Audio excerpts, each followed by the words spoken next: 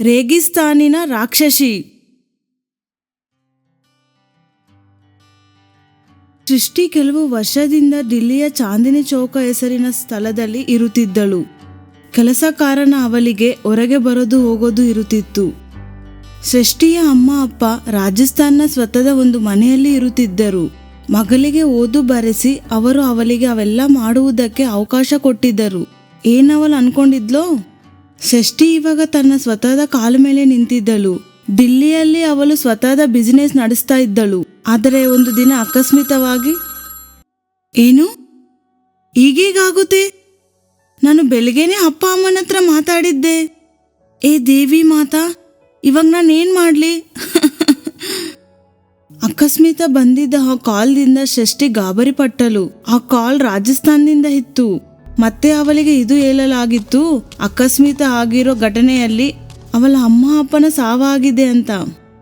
ಇದು ಕೇಳ್ಬಿಟ್ಟು ಅವಳಿಗೆ ಏನೂ ಅರ್ಥವಾಗಿಲ್ಲ. ಅವಳಿಗೆ ಏನೂ ಗೊತ್ತಾಗ್ತಾ ಇರಲಿಲ್ಲ. ಅಕಸ್ಮಿತ ಹೀಗೇನಾಯ್ತಂತ, ಅವಳ ಅಮ್ಮ ಅಪ್ಪನ ಸಾವಾಯ್ತಂತ. ಸ್ವಲ್ಪನೂ ಸಮಯ ಕಳೆದೇನೆ ಸೃಷ್ಟಿ ತನ್ನ ಮನೆ ಕಡೆ ಹೊರಟಳು.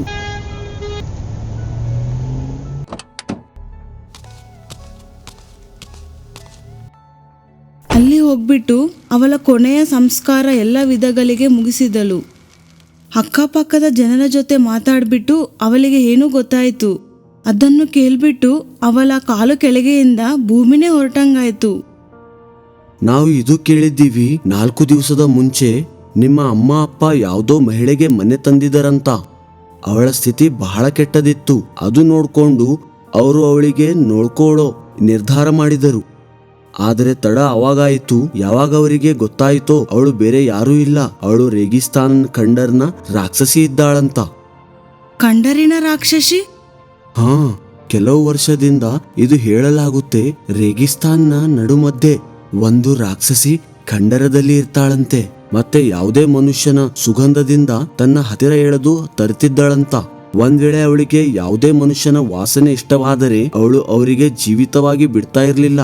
ಒಂದ್ ವೇಳೆ ಇದೇ ನಿಮ್ಮ ಅಮ್ಮ ಅಪ್ಪನ ಜೊತೆ ಆಗಿರಬಹುದು. ಹೀಗಿದ್ದರೆ ಅವರಲ್ಲಿ ಹೋಗ್ತಾರೆ ಯಾಕೆ? ಇದಂತೂ ನನಗೂ ಗೊತ್ತಾಗ್ತಾನೆ ಇಲ್ಲ.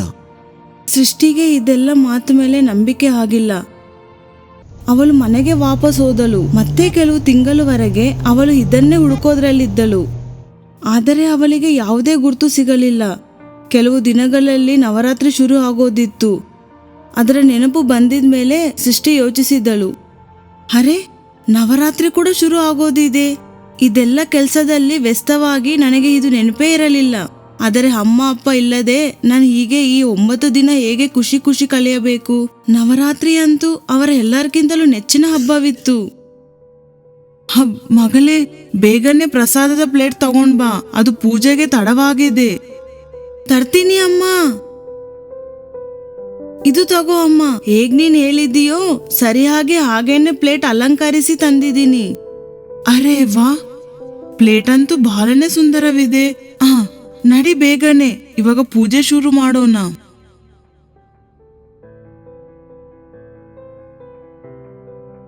ತಗೋ, ಇವಾಗ ನೀನ್ ಆರತಿ ಮಾಡು. ಹಾ ಅಮ್ಮ. ಏನ್ ಮಾಡ್ತೀಯ ಸೃಷ್ಟಿ? ಅಮ್ಮ ಅಪ್ಪ, ನನಗೆ ನಿಮ್ಮೆಲ್ಲರ ಬಹಳ ನೆನಪು ಆಗ್ತಾ ಇದೆ. ನೋವಿನ ಮನಸ್ಸಿನಿಂದ ಸೃಷ್ಟಿ ನವರಾತ್ರಿಯ ಪೂಜೆಯ ತಯಾರು ಶುರು ಮಾಡಿದಳು.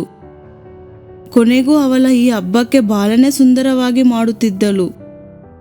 ಮತ್ತೊಂದೆಡೆ ಸೃಷ್ಟಿ ಇವಾಗಲೂ ತನ್ನ ಅಮ್ಮ ಅಪ್ಪನ ಹತ್ಯೆಯ ಪತ್ತೆ ಹಚ್ಚುತ್ತಿದ್ದಳು. ನವರಾತ್ರಿಯ 2 ದಿವಸಗಳು ಕಳೆದು ಹೋಗಿದ್ದವು. ಸೃಷ್ಟಿ ಇವಾಗಲೂ ಬಹಳ ದುಃಖಿ ಇದ್ದಳು. ಅವಳಿಗೆ ಎಲ್ಲವೂ ವಿಚಿತ್ರವಾಗಿ ಕಾಣುತ್ತಿತ್ತು. ಅವಾಗಲೇ ಒಂದು ನೆನಪು ಬಂದಿತ್ತು, ನಾನು ಹೋಗಿ ರೇಗಿಸ್ತಾನ್ ಸ್ಥಳದಲ್ಲಿ ಹೋಗಿ ನೋಡಿ ಬರ್ತೀನಿ. ಯಾರಿಗ್ ಗೊತ್ತು, ನನಗೆ ಅಲ್ಲಿ ಏನಾದ್ರೂ ಗೊತ್ತಾಗ್ತಿರಬಹುದು. ಹೀಗೆ ಯೋಚಿಸ್ಬಿಟ್ಟು ಸೃಷ್ಟಿ ಅಲ್ಲಿಂದ ಹೋಗಿಬಿಟ್ಟಳು. ಅವಾಗಲೇ ದೇವಸ್ಥಾನದ ದೀಪ ಹಾರೋಗ್ತಿತ್ತು. ಅರೆ, ಇದೇನು? ಈ ದೀಪ ಅಂತೂ ಹಾರೋಗ್ತಿತ್ತು. ಸೃಷ್ಟಿ ಅಲ್ಲಿಂದ ಹೋಗುತ್ತಿದ್ದಳು.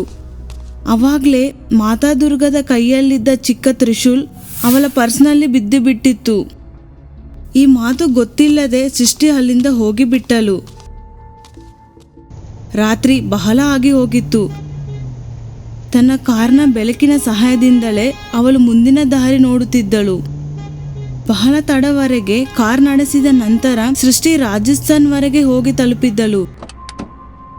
ಕಾರ್ನಿಂದ ಇಳಿದ ನಂತರ ಅವಳು ಅಕ್ಕಪಕ್ಕ ನೋಡುತ್ತಿದ್ದಳು. ಅರೆ, ಇಲ್ಲಂತೂ ದೂರವರೆಗೆ ಯಾರೂ ಕಾಣಿಸ್ತಾನೇ ಇಲ್ಲ. ಒಂದು ಕೆಲಸ ಮಾಡ್ತೀನಿ, ಸ್ವಲ್ಪ ಮುಂದೆ ಹೋಗಿ ನೋಡ್ತೀನಿ.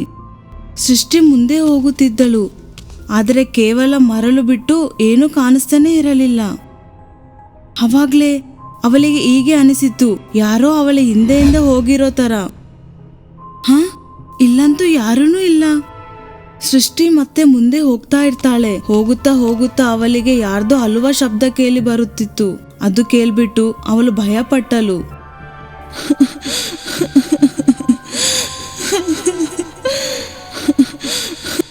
ಹಲೋ, ಏನು ಯಾರಾದರೂ ಇದ್ದೀರಾ ಇಲ್ಲಿ? ಹಲೋ, ಒಂದು ವೇಳೆ ಇಲ್ಲಿ ಯಾರಾದರೂ ಇದ್ದರೆ ಪ್ಲೀಸ್ ಮುಂದೆ ಬಂದ್ಬಿಡಿ. ಯಾರಿಗ್ ಗೊತ್ತು, ನಾನು ನಿಮಗೆ ಸಹಾಯ ಮಾಡಬಹುದು. ಸೃಷ್ಟಿಯ ಬಹಳ ಸಾರಿ ಹೇಳಿದ್ಮೇಲೆ ಯಾವ ಶಬ್ದವೂ ಬರಲಿಲ್ಲ. ಅವಾಗಲೇ ಹಿಂದಿನಿಂದ ಯಾರೋ ಅವಳ ತಲೆ ಮೇಲೆ ಹೊಡೆದರು. ಮತ್ತೆ ಅವಳು ಪ್ರಜ್ಞೆ ತಪ್ಪಿ ಬಿದ್ದಳು.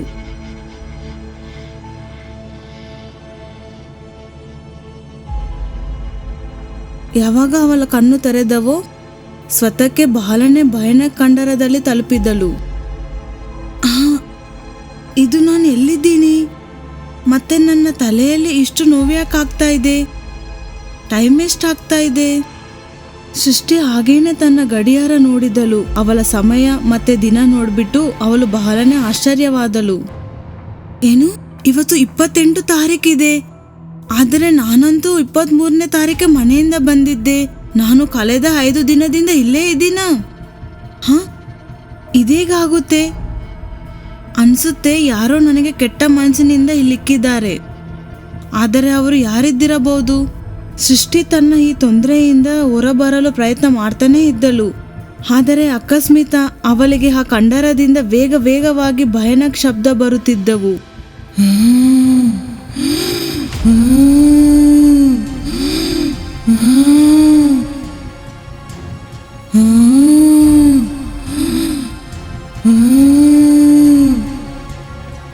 ಅದು ಕೇಳ್ಬಿಟ್ಟು ಅವಳು ಭಯಪಟ್ಟಳು. ಯಾರಿದ್ದೀರಾ?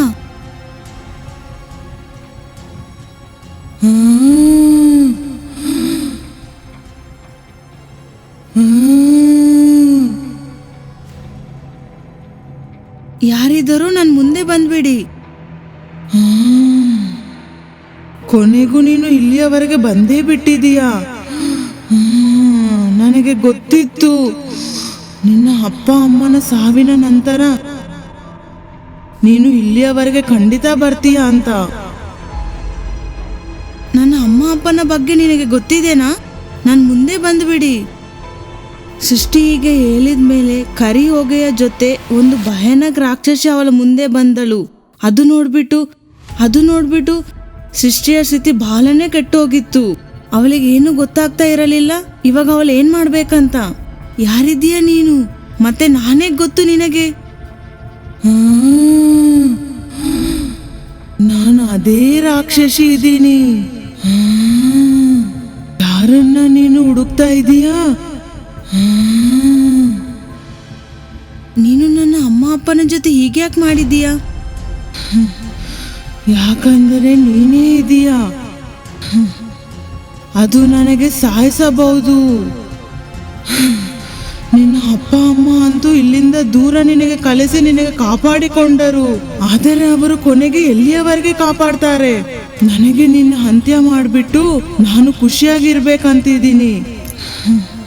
ಮತ್ತೆ ನಾನು ಸೇರ್ ತೀರ್ಸ್ಕೊಂಡೇ ಇರ್ತೀನಿ.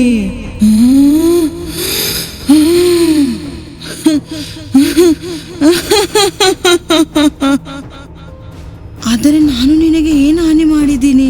ನಾನೊಂದು ಮಾಮೂಲಿ ಹುಡುಗಿ ಇದ್ದೀನಿ. ಮತ್ತೆ ನಾನು ಯಾರಿಗೇನು ಮಾಡಬಹುದು?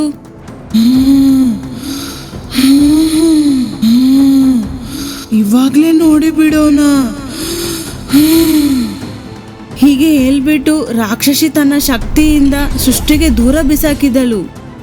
ಸ್ವತಃಕ್ಕೆ ಕಾಪಾಡಿಕೊಳ್ಳಲು ಸೃಷ್ಟಿ ಪಕ್ಕದಲ್ಲಿದ್ದ ಬ್ಯಾಗ್ಗೆ ರಾಕ್ಷಸಿ ಕಡೆ ಬಿಸಾಕಿದಳು. ಯಾವ ಸಮಯ ಸೃಷ್ಟಿ ಬ್ಯಾಗ್ ಬಿಸಾಕಿದ್ದಳೋ ಅದೇ ಸಮಯ ಅದರಿಂದ ಮಾತಾದುರ್ಗೆಯ ತ್ರಿಶೂಲ ಅವಳ ಹತ್ತಿರ ಬಿದ್ದಿತ್ತು. ಅದು ನೋಡ್ಬಿಟ್ಟು ಸೃಷ್ಟಿ ಬಹಳ ಸಂತೋಷ ಪಟ್ಟಳು. ಮತ್ತೆ ಅವಳು ಆ ತ್ರಿಶೂಲಗೆ ತನ್ನ ಕೈಯಲ್ಲಿ ತಗೊಂಡಳು. ಇಷ್ಟರಲ್ಲಿ ಆ ರಾಕ್ಷಸಿ ಅವಳ ಹತ್ತಿರ ಹಾರುತ್ತಾ ಬಂದಳು. ಮತ್ತೆ ಸೃಷ್ಟಿ ಮೇಲೆ ದಾಳಿ ಮಾಡಿದಳು. ಸ್ವತಃಕ್ಕೆ ಕಾಪಾಡಿಕೊಳ್ಳಲು ಸೃಷ್ಟಿ ಮಾತಾದುರ್ಗನ ತ್ರಿಶೂಲದಿಂದ ಅವಳ ಹೊಟ್ಟೆಯಲ್ಲಿ ವಾರ್ ಮಾಡಿದಳು. ಅದೇ ಸಮಯ ರಾಕ್ಷಸಿಯ ಶಕ್ತಿಗಳು ಮುಗಿದು ಹೋಗುತ್ತಿದ್ದವು.